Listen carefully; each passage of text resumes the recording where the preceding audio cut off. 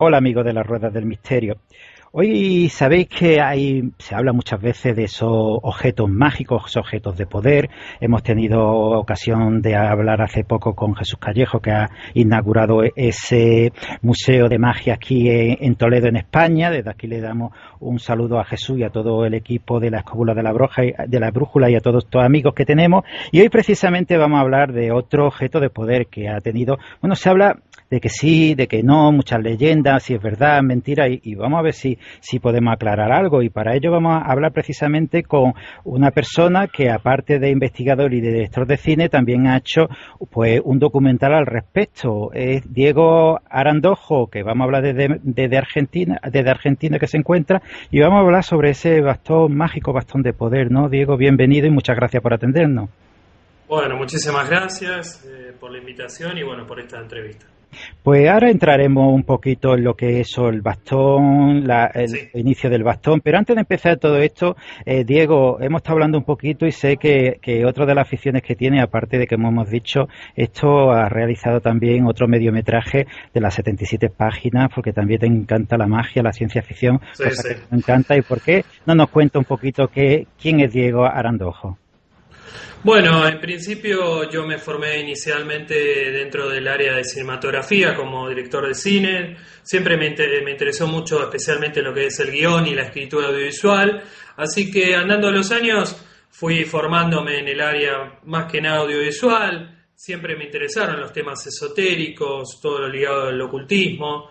Soy un lector de toda la bibliografía al respecto y siempre he tratado en todos los productos audiovisuales de tocar tópicos cercanos a estas temáticas tan interesantes.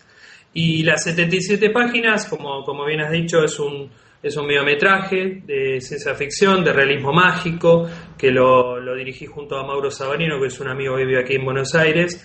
Y es un material muy interesante que versa sobre un libro extraño, perdido, que tiene justamente 77 páginas, y cada página es como habitada por el alma o el espectro de un ser metafísico. Entonces, si tú pones la palma de tu mano en una página de este libro, entras en comunicación telepática con este ser que habita cada página de ese libro. Así que ese fue un trabajo que hicimos hace unos años, que fue editado en DVD en España por un sello llamado GH Records, que está en Valencia, y lo presentamos en Toledo en el Congreso de Magia, que está organizado por los chicos del auto allí en Toledo, a los cuales envío también mi saludo.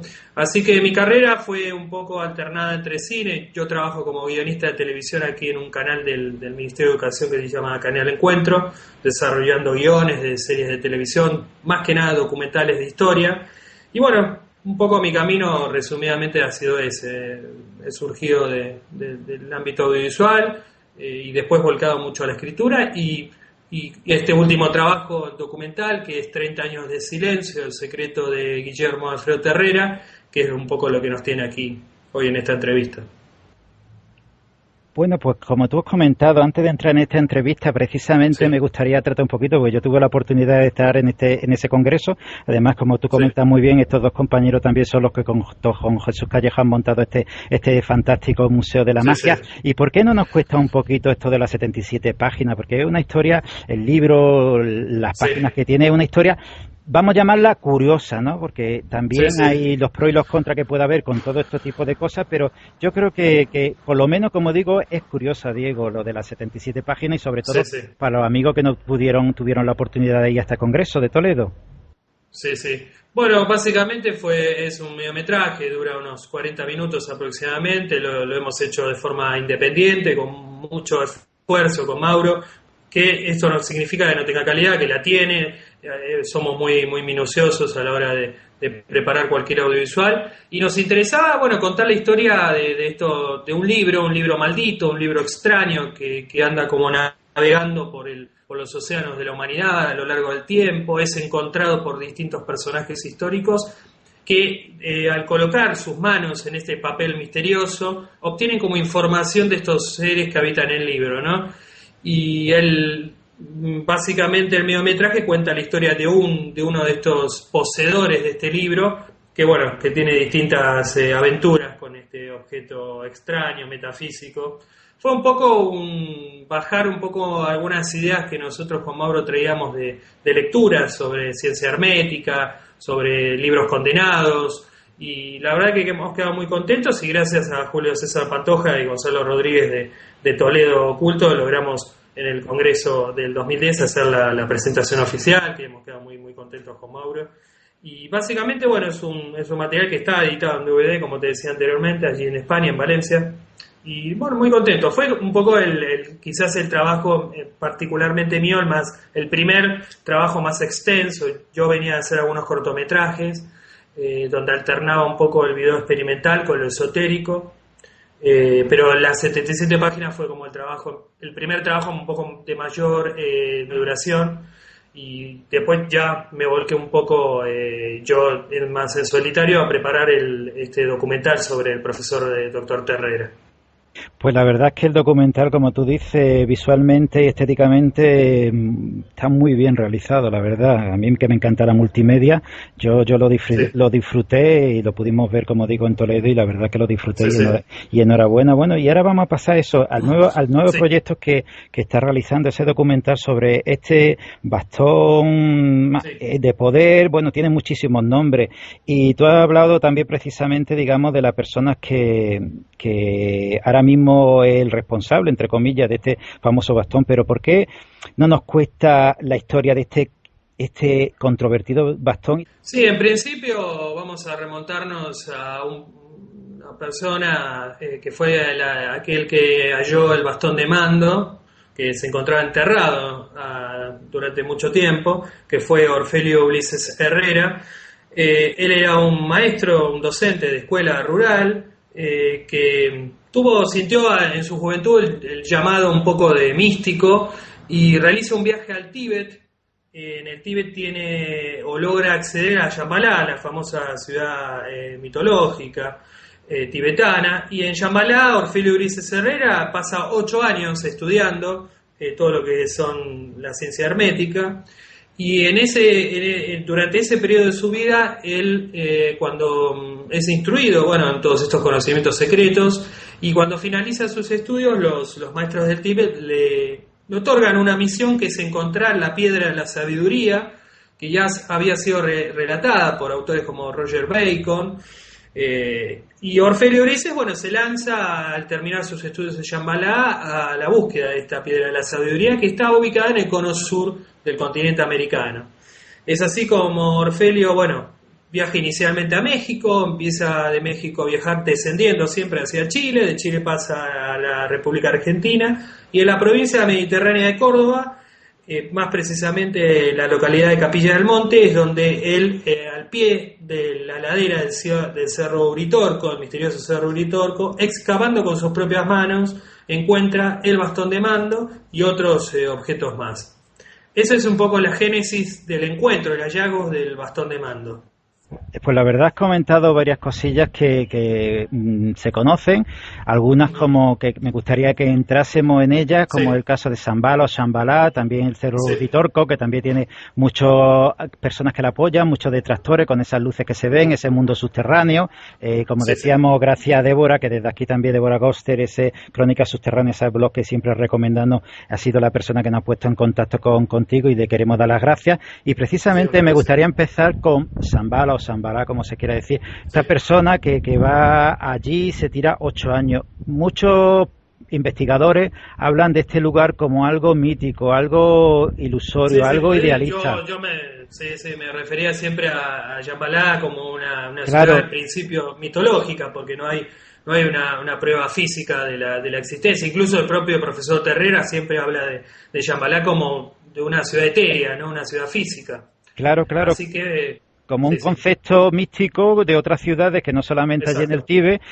también se hablan de ciudades. Hemos tenido también la oportunidad de hablar con personas que hemos hablado del lago Titicaca, Teotihuacán, todas estas zonas de por allí, que tienen también esos lugares subterráneos misteriosos, también la famosa cueva del Rosario.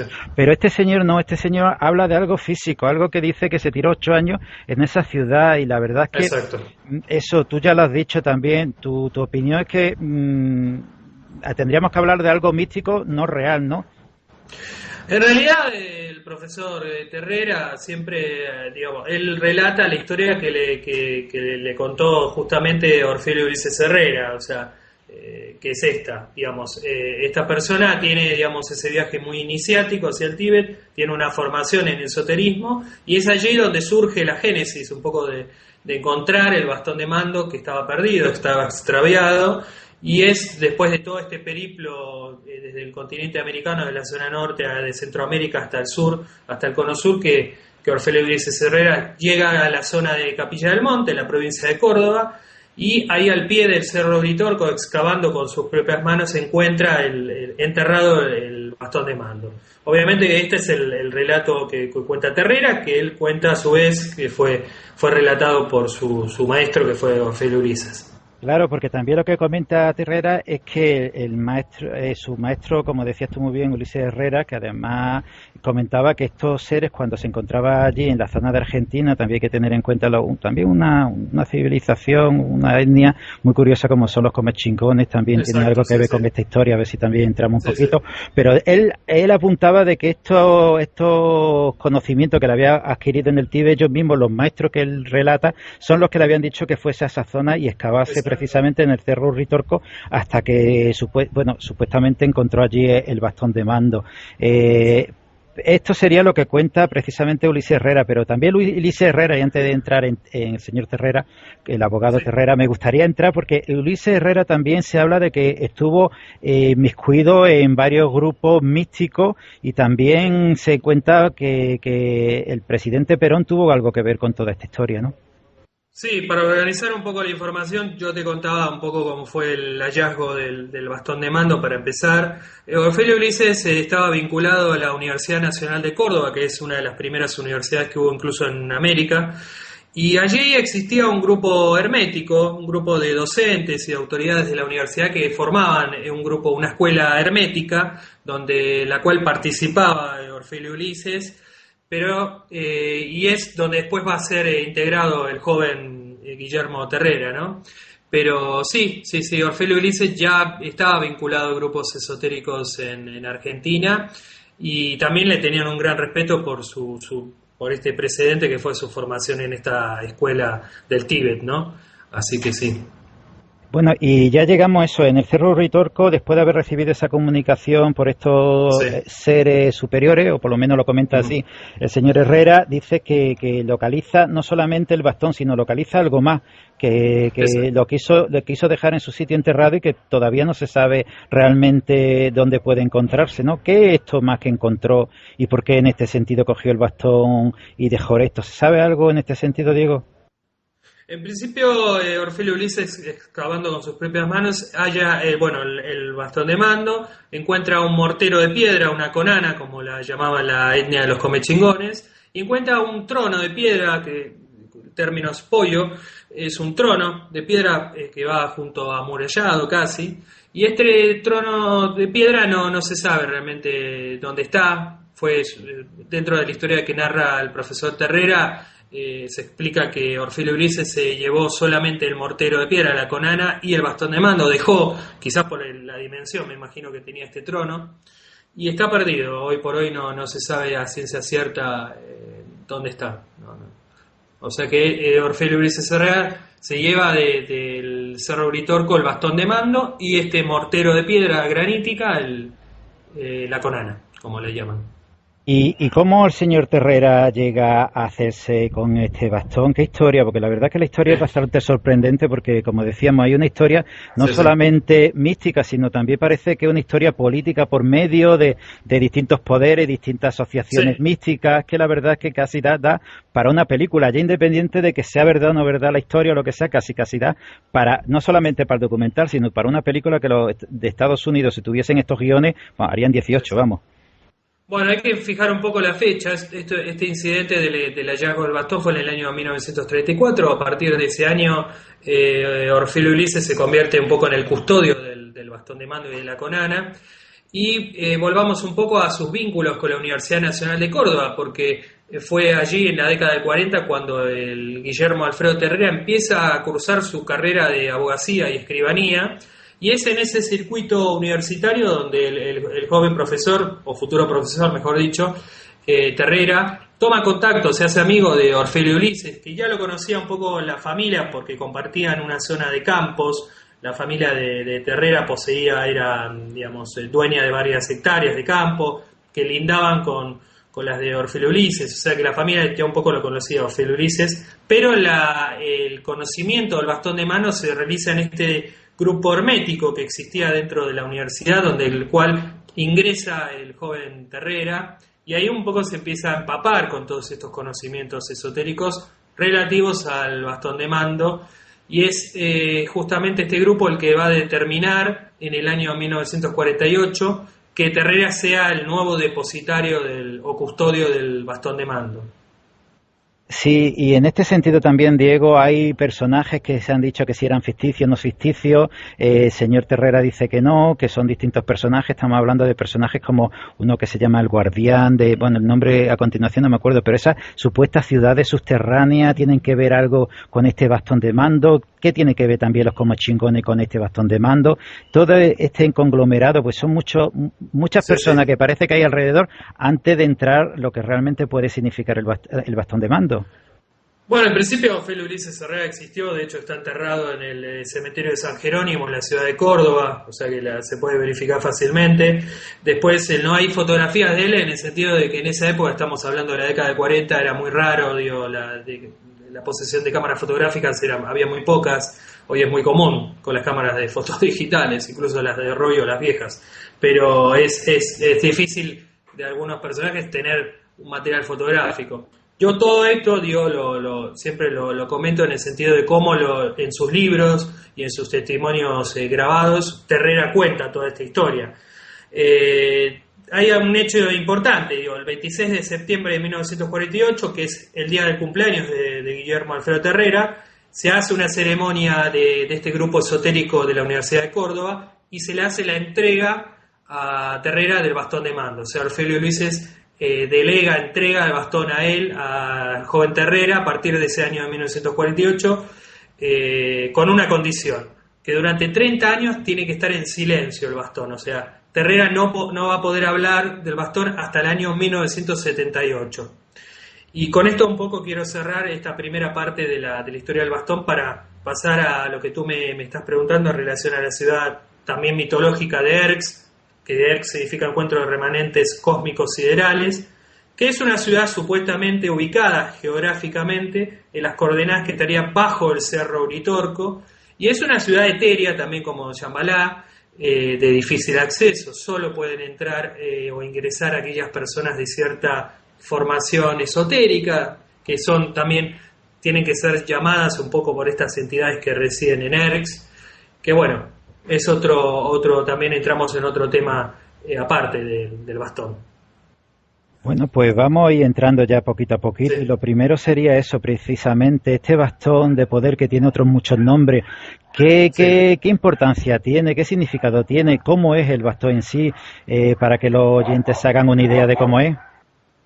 Bueno, físicamente es un bastón de 1,10 metros aproximadamente, de una piedra oscura, de basalto negro, piedra casi meteórica en su conformación. O sea, es muy extraño encontrar un objeto alargado en estas características con este material. Tiene una punta cónica, en forma cónica, bastante pesado por el basalto negro de su material, y su superficie no tiene ningún tipo de inscripción, como he leído por ahí en internet en algunas páginas que decía que tenía runas, y eso es mentira. Era una piedra pulida, negra absolutamente, y extraño, realmente un objeto extraño que bueno, hay otra historia que conectada al bastón, esta más, podríamos decir, conectada con la leyenda de los comechingones, que fue un pueblo originario que habitó la provincia de Córdoba y que habitó toda la zona también de Capilla del Monte, que es donde está emplazado el Cerro Uritorco. Y dice Terrera que este bastón, que lo encontraría después Orfelio Ulises, fue siglos atrás ordenado construir por un cacique comechingón de nombre Bultán. Bultán manda construir este objeto, este bastón de mando, que recibe los nombres también de piedra de la sabiduría, toquilítico, simiwinki, son algunos de los nombres que se le endilgan a este bastón, ¿no? Entonces Vultán, cacique comechingón, ordena la construcción del bastón, cuya misión sería, en principio, canalizar energías cósmicas, energías telúricas, con el fin de que a futuro ayudar a la raza humana en un momento de crisis mundial, ¿no? La idea de un poco de Vultán era ayudar a la humanidad a un proceso de regeneramiento a partir de la zona del Cono Sur, precisamente. O sea, a partir de esta zona empezaría el proceso de regeneramiento de la especie humana después de una gran convulsión mundial, de una gran destrucción, de casi llegar a la extinción, ¿no? Al borde de la extinción.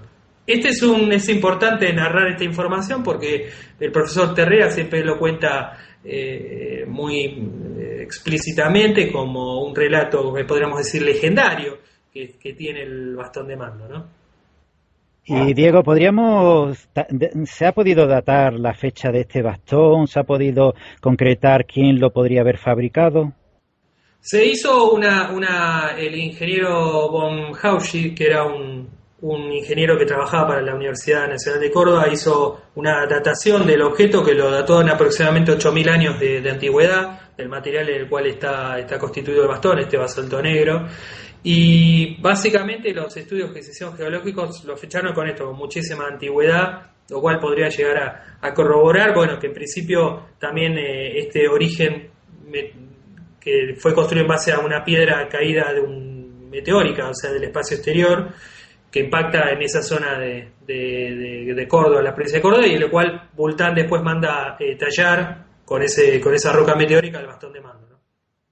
Y en este sentido estamos hablando de esos poderes, tú hablas de esos poderes cósmicos, esos poderes que pueden tener el bastón de mando, en este sentido que esperemos que no haga falta por el momento para esta destrucción del mundo, que no lo han contado tantas veces, esta última, la del 2012, que afortunadamente tampoco es. Pero también, señor Terrera, una de las cosas, tú lo has comentado, él era abogado, pero deja la abogacía para dedicarse a lo que a él le gusta, que es la antropología y también las cuestiones de misterio.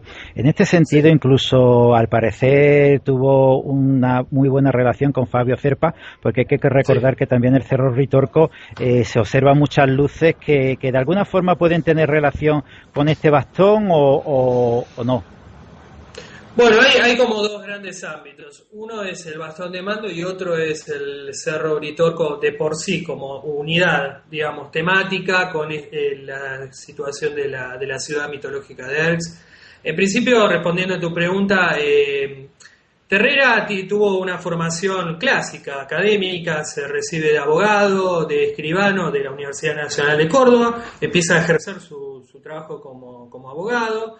Paralelamente él tenía un gran amor por lo que es el folclore argentino, por las costumbres argentinas, por la vida de campo, por esta figura tan importante que es el gaucho, por toda la vida gauchesca, por todas esas tradiciones. Él amaba realmente todo eso, fue un gran difusor de esos temas, por lo cual tenemos una primera producción literaria que podremos decir clásica, ligada a la vida de campo. Tiene libros muy importantes como El caballo criollo en la tradición argentina, otra obra, Folclore de los actos religiosos, Caciques y capitanejos. Digamos, él volca sus primeras décadas de producción literaria a temas muy, podemos decir, clásicos en algún punto.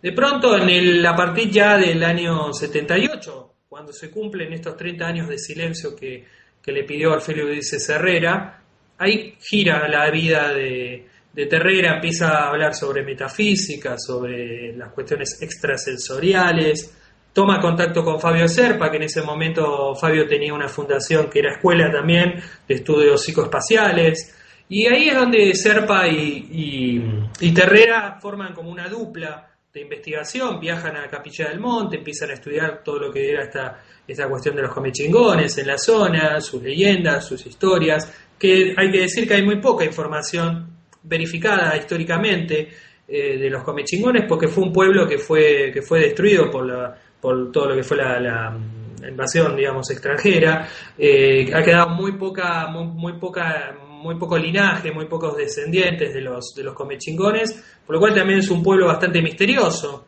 La única información que existe son de algunas crónicas de viajeros europeos que visitaron el área, De hecho, hace unos años se encontró en Chile un archivo de Jerónimo de Bilbar con una crónica de Chile donde él habla de los comechingones, aportando algunos datos nuevos, pero en sí fue un pueblo bastante misterioso. Por lo cual, Terrera y Serpa empiezan ahí en la década del 70, a fines de los 70, a hacer esta investigación, que después la van volcando, Terrera en sus libros. Fabio le edita en el año 1984 la primera edición de Antropología Metafísica, que es la obra más importante de Terrera en lo que respecta al bastón de mando, y después se harán otras ediciones en la casa editorial Kier, que es una editorial muy, muy conocida de Buenos Aires. Pero bueno, esa es un poco la relación entre Fabio Serpa y Guillermo Terrera. ¿Y se ha podido concretar alguna relación entre estos objetos que se encontraron, el bastón de mando, estas luces y esta supuesta ciudad de Erz? Sí, la conexión que se da entre estos dos tópicos, hablamos del bastón de mando y la ciudad de Erz, es que Terrera, junto después con Saruma, que fue un maestro metafísico, realizaron distintos viajes a Capilla del Monte, esta localidad de Córdoba, en una zona que se llama Los Terrones, que es una zona muy bonita, que tiene una geografía muy particular. Allí se hacían ceremonias a la noche con el bastón de mando, que supuestamente, por lo que narra Terrera, con la ayuda de este maestro místico Saruma, se invocaban utilizando el bastón de mando y recitando mantras a estas luces. O sea, descendían muchas provenientes del Cerro Uritorco, emergían y descendían hacia la zona de Los Terrones, estas luces cósmicas. Hay algo importante, Terrera siempre habla de luces cósmicas, no habla de naves extraterrestres. Terrera, salvo un libro solamente que dedicó al tema OVNI, que fue muy pocos años antes de fallecer, en la década del 90, Terrera no habla de objetos voladores no identificados. Él se refiere siempre a luces cósmicas que emergen del Cerro Uritorco, de la zona de Capillas del Monte, de distintos puntos energéticos. Y bueno, el bastón de mando era utilizado por Saruma para invocar a estas entidades, ¿no? Y bueno, y el bastón de mando, ¿qué ha sido de él? Ahora, ¿dónde está? ¿Quién lo tiene? ¿Se le atribuye a alguna otra cosa que haya podido hacer? ¿O ha quedado como otras muchas historias que desgraciadamente aparece y desaparece como el tiempo? Sí. Bueno, en principio, con el paso, a partir, como decíamos, del año 78, Terrera empieza a difundir el mensaje del bastón de mando, que es un mensaje de paz, de regeneramiento, de ayuda para la especie humana. Y ya en el mes de noviembre del año 1998, el profesor Terrera, que había tenido muchos problemas de salud, había tenido una operación abierta de corazón, después tuvo distintos problemas de salud, deja este plano, fallece. Y fallece sin haber hecho la sucesión del bastón de mando, como la hizo en su momento Orfeo Urizas con él. Terrera no delegó, no entregó en una ceremonia, esotérica, el bastón de mando a otro sucesor. Y ahí es donde se abre todo este conflicto de dónde está el bastón, quién lo tiene, si está en poder de uno o del otro. Porque es importante saber que muchos grupos herméticos residentes en la Argentina, muchos en Buenos Aires, querían tener el bastón de mando, ¿no? Se lo querían sacar un poco a Terrera y quedárselo para utilizarlo para diversos fines. Entonces Terrera, un poco con miedo, hace una especie de copia del bastón de mando, un clon del bastón de mando en otro material, para evitar que se lo sustraigan, que se lo roban, ¿no? Pero bueno, en el noviembre del año 1998, Terrera deja este plano y el bastón queda un poco a la deriva. En principio queda en posesión de sus 3 hijos. Siempre hay ofertas de personas que lo quieren tener. De hecho, se hizo una oferta creo que era de $1 millón para comprarlo. La familia no vende el bastón de mando, esto es importante decirlo, no lo venden por respeto a la memoria de su padre, Guillermo Terrera. Y después, hay una serie de problemas familiares entre los hermanos y entre la familia de Terrera que yo realmente no quiero narrar por respeto a ellos, realmente es un tema más privado. Y hoy en día el paradero del bastón es desconocido. Se habló en principio por una investigación que hizo Miguel Blanco en el año 2001, que hizo una entrevista al hijo mayor del profesor, que se llama también Guillermo Terrera, que en ese momento lo tenía. pero el 2001 hasta hoy, 2013, no se sabe dónde está el bastón. De hecho, yo intenté encontrarlo para poder filmarlo para el documental y me comuniqué con el hijo mayor de Terrea, pero negó tener el bastón, así que hoy en día el paradero del bastón de mando es desconocido. Y las personas que se encontraban a su alrededor cuando el bastón se sabía dónde estaba y lo tenían estas personas, ¿hablaban algún tipo de algún tipo de vibración, sonido, algún tipo de sensaciones? ¿Contaban algo al respecto antes de entrar en el documental y por qué tú te inmiscuiste en esta historia? Sí. Lo que he hablado con discípulos de Terrea que tuvieron en contacto directo con el bastón era que el bastón, utilizando un tipo de ritual apoyado por mantras de fuerza, o sea, el recitado de mantras y de cierto clima de tranquilidad y apacibilidad, y tocando el bastón se podía, esto es lo que me han relatado los discípulos, se podía acceder a evidencias, a imágenes, a sensaciones que transmitía el bastón de mando. Y ahora te agrego un dato que me olvidé de contarte en una de tus preguntas anteriores, que es que el bastón de mando no solamente era buscado por grupos esotéricos argentinos o latinoamericanos, sino por políticos también. Juan Domingo Perón, el famoso presidente argentino, quiso tener el bastón de mando para ubicarlo en la Casa Rosada, que es la casa presidencial aquí la Casa de Gobierno aquí en Buenos Aires. Terrera no lo entregó, el bastón. Después otro presidente, Carlos Saúl Menem, de la década del 90, también pidió el bastón de mando y no se le fue entregado. Así que hubo no solamente esoteristas querían hacerse el bastón de mando, sino también políticos argentinos, ¿no? Y también se relata algo tú has comentado precisamente que tenían esas sensaciones, pero de estado alterado de conciencia, también las personas que se encontraron a su alrededor comentan alguna experiencia que tú sepas y nos puedas comentar.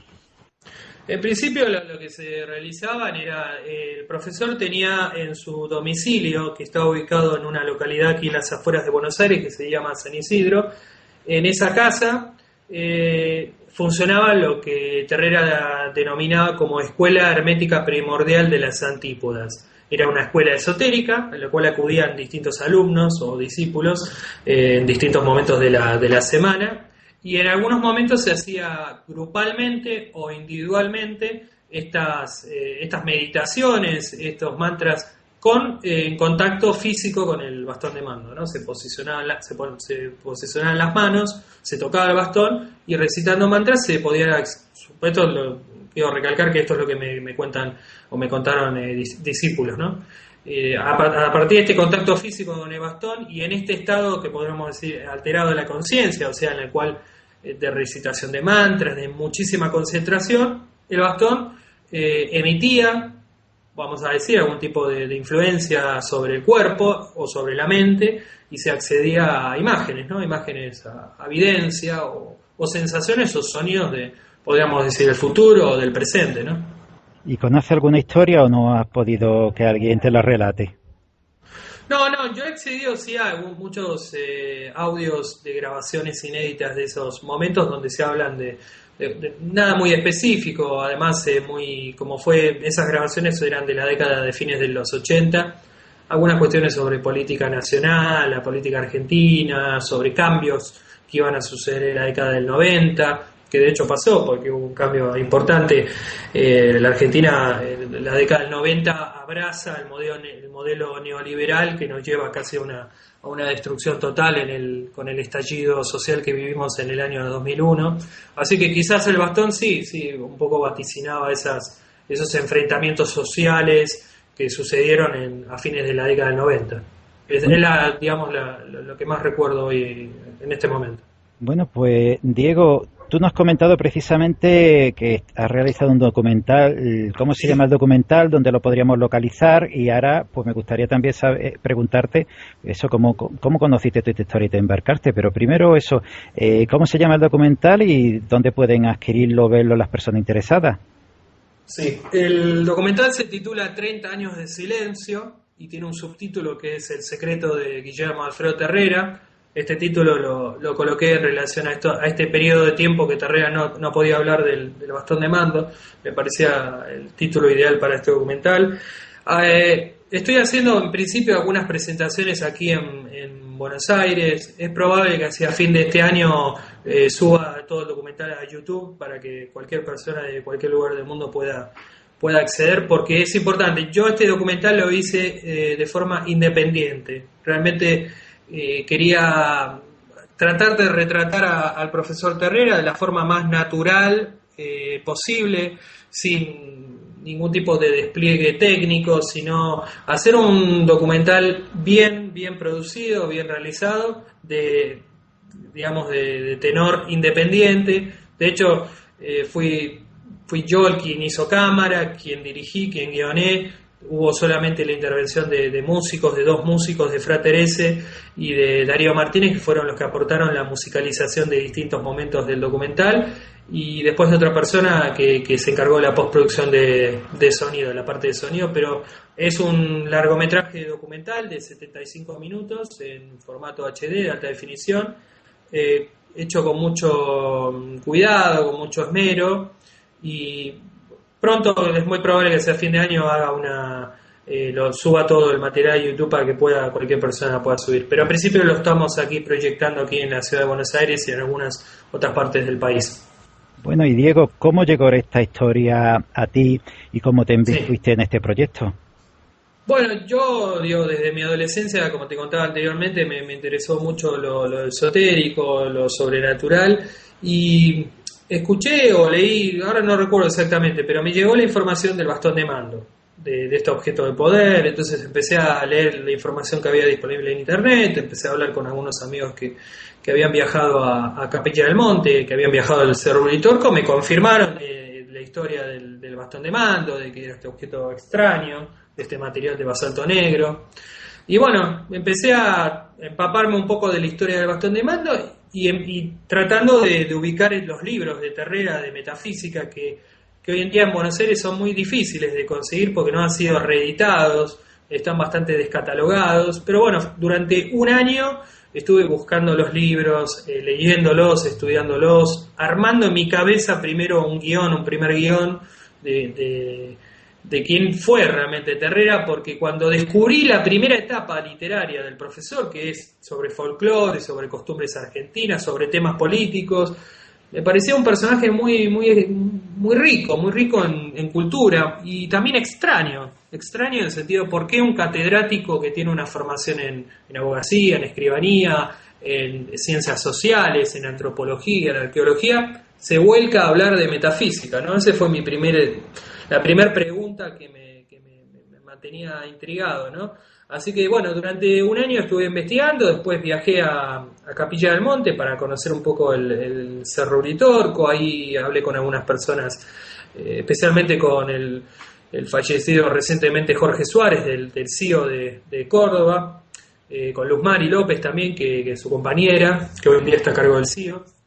Y bueno, ahí fui como completando información, y en un momento me planteó la idea de hacer algo audiovisual, o sea, un documental sobre Terrera, no solamente sobre el bastón de mando, sino tratando de reconstruir quién fue Terrera, porque de hecho en internet, salvo algunos artículos que he redactado, no existe una información completa de la vida de Terrera. En principio, o son páginas que lo tildan negativamente o que lo atacan a Terrera por todos estos temas metafísicos, también porque él era peronista, era del movimiento peronista más de derecha que de izquierda, entonces era muy nacionalista. Entonces la información que yo encontraba biográfica sobre Terrera no era completa, era una información bastante débil a nivel del tenor periodístico.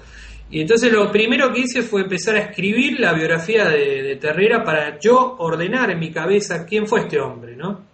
Así que esa fue el primer trabajo, que me demoró casi un año y 2 o 3 meses. Y Diego, después de todas estas investigaciones que ha hecho de este documental, Sí. ¿cuál es tu sensación tanto de los personajes, que yo creo que tienen tanta importancia los personajes como el bastón, Sí. como el bastón y los personajes? ¿Qué es tu sensación y con qué te quedaría de toda esta historia? No, para mí fue algo revelador, en el sentido de que es difícil un poco transcribirlo en palabras, porque son muchas sensaciones. Primero me sentí enriquecido por conocer totalmente la vida de Terrera. Además pude tomar en contacto con 2 de sus hijos, con Nicolás y Victoria, que son personas muy, muy accesibles, muy confortables, me trataron muy bien. De hecho, todos los entrevistados que están en el documental fueron muy, muy educados. Quiero resaltar al artista plástico Sergio Menossi, que fue el que me puso en contacto con la familia de Terrera, con Elisa Antonacchi y tantos otros que participaron, incluso Fabio Serpa también.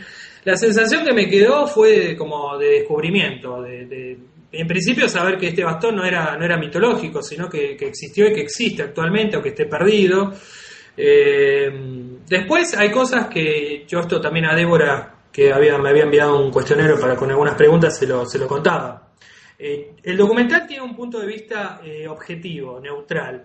No es partidario de Terrera ni es denigratorio de Terrera. A mí no me interesaba hacer un audiovisual que sentara una posición, ni que ensalzara la figura ni que la destruyera. A mí me parece que hoy en día es necesario recuperar al profesor Terrera para entender un poco qué pasa en el Cerro Uritorco, qué pasa en esta localidad misteriosa de Capilla del Monte. Así que yo creo que en realidad lo que hice fue como un aporte a arrojar alguna luz sobre la vida y obra de Terrera, por lo cual yo estoy bastante satisfecho con eso. Realmente creo que este primer documental va a sentar las bases para que se puedan hacer a futuro más investigaciones, otros documentales de otros realizadores. Así que yo estoy realmente contento y muy agradecido con todos los que ahora, con todos vosotros que estáis haciendo esta difusión de este documental independiente, hecho con mucho esmero.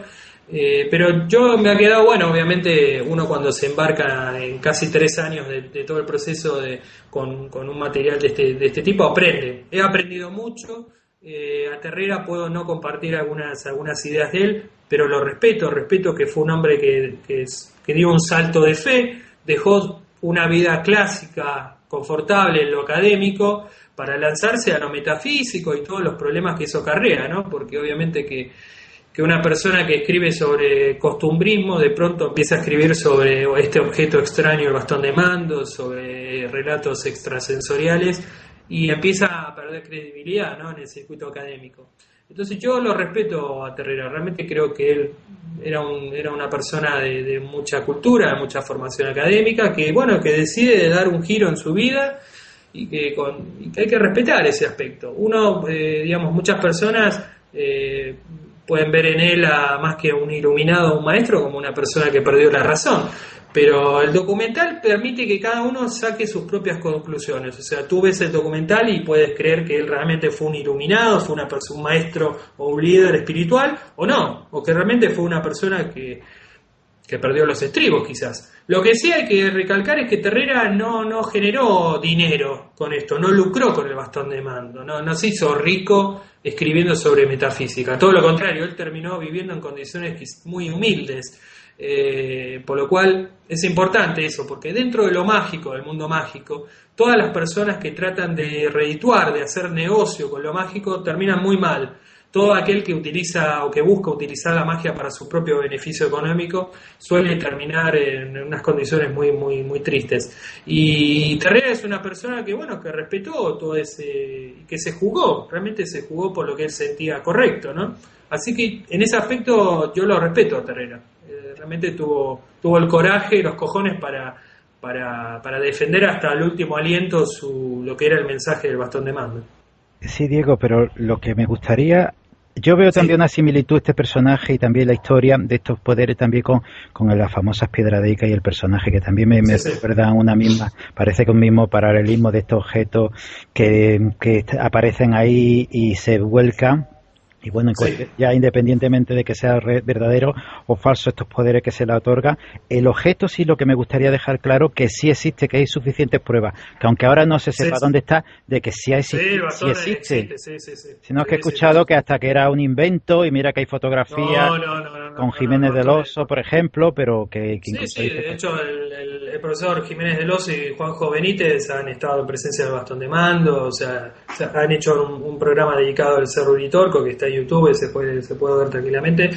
El bastón existe, sí, es un objeto físico. Ahora, después de ver el documental o leer cualquier libro del profesor Terrera, cada uno saca sus propias conclusiones en relación a si Terrera realmente era un vocero de estas fuerzas cósmicas, un canalizador de estos mensajes metafísicos, o era una persona que perdió un poco el horizonte. Eso es una decisión de cada una de las personas que vea el documental, que yo respeto, porque sería tonto obligar o forzar al espectador a pensar de un lugar o del otro. Eso es un poco lo que generé con el documental, que se cumplió exitosamente y estoy muy contento. Pues como tú has dicho, yo creo que lo importante es poner ahí los datos, que cada uno después saque sus conclusiones. Y como siempre, como última pregunta, nos gusta dejar los micrófonos a disposición del invitado por si hay alguna pregunta que no hemos hecho y quiere comentar, o cualquier otro tema que quieras comentar al respecto. No, creo que a grosso modo la historia general del profesor Terrera y el bastón de mando la hemos conversado. Hay solamente un dato muy interesante que está volcado en el documental, que es que el profesor Terrera tuvo muchos contactos con fuerzas políticas de Medio Oriente. Él estuvo en contacto con Saddam Hussein, con Muammar Gaddafi, con el Ayatollah Khomeini. Había en cierto momento una idea de que Terrera fuera presidente de Argentina, pero ese proyecto político no logró el financiamiento adecuado, y distintos trastornos políticos de Argentina también lo obstaculizaron, pero con esto quiero decir que Terrera fue una figura internacional también, no se quedó solamente en el ámbito de argentino, ¿no? Era una persona reconocida por sus investigaciones folclóricas, que también eran, no solo estudió las costumbres argentinas, estudió las costumbres de muchos pueblos de Palestina, de la zona de Medio Oriente, o sea que era una figura en un momento, en la década del 70, cuando estas figuras de Medio Oriente tenían el apogeo un poco del poder. Él viajó a Irán, Irak, dio conferencias, buscaba dentro de su formación del peronismo emparentar un poco el libro verde de Gaddafi con la tercera posición de Juan Domingo Perón. Bueno, realmente tuvo un momento de mucha difusión el profesor Terrera. Después, bueno, ya hacia fines, como hablamos antes, hacia fines de la década del 70, él empieza a hablar del bastón de mando y se empieza un poco a desvincular de toda la cuestión más política, ¿no? Y se centra más en la metafísica. Así que me quedaba esa información para hablarles. Sí, la verdad es que como tú apuntas, porque lo que comentábamos al principio, que independientemente de que el bastón tenga poder o no tenga poderes o lo que sea, yo creo que es que también hay una historia de personajes tan curiosa alrededor, que lo he comentado al principio y tú lo has apuntado, y mucho mejor que yo, por supuesto, que es que casi es otra historia independiente, que se complementa al bastón, pero casi igual o más interesante en este sentido, ¿no, Diego? Exactamente. Sí. Era eso, quería aportar esa información que es importante para dimensionar un poco a Terrera, sacarle un poco como una figura local aquí en Argentina, sino que realmente él estuvo en contacto con figuras de la geopolítica de la década del 70 de mucha importancia.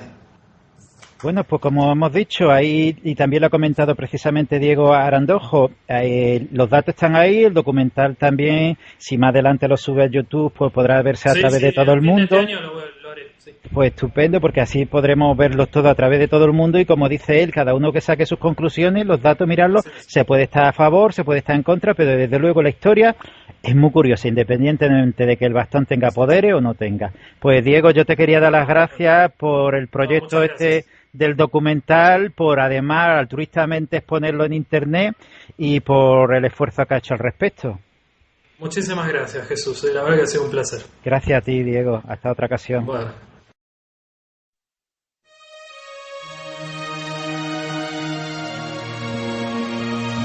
Están escuchando La Rueda del Misterio.